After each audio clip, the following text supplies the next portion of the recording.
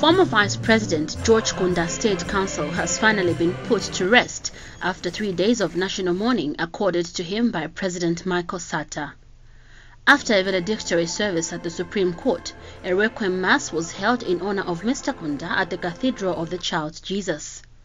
The church service was led by Cardinal Medado Mazombwe. All in land, who knew this land, who worked in this land, who used to share joy in this land. Children to Mr. Kunda gave their bidding prayer in honor of their father, while Mr. Kunda's son-in-law and local artist Wile paid his tribute with a song. And President Michael Sata encouraged Mr. Kunda's widow Irene not to listen to the unnecessary comments of some church leaders over the sickness and subsequent death of her husband. Don't listen to self-ordained reverends, because in this country we have self-ordained pastors. Or they think of, oh, George Kunda was neglected, he was not evacuated. But last week we evacuated Mrs. Nakatindi. Where is she? And the same self-ordained pastors, they are not say thank you to government for Mr. Robaina, who is now walking. You won't even remember how Robaina was when we evacuated him.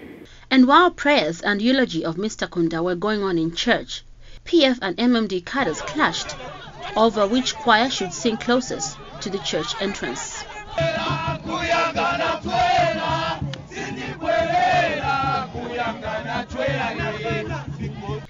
After the church service, mourners proceeded to Memorial Park, where Mr. Kunda was accorded a 19-gun salute.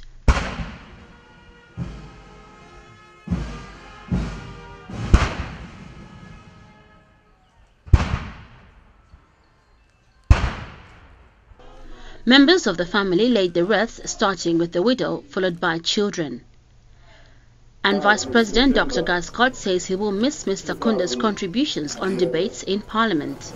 He taught me a lot in Parliament because he knew better than I did what job I was supposed to be doing.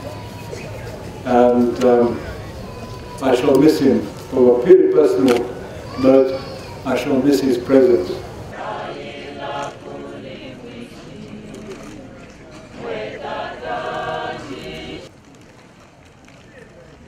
Mr. Kunda died on 16th of April 2012. He is survived by a wife, 6 children and grandchildren.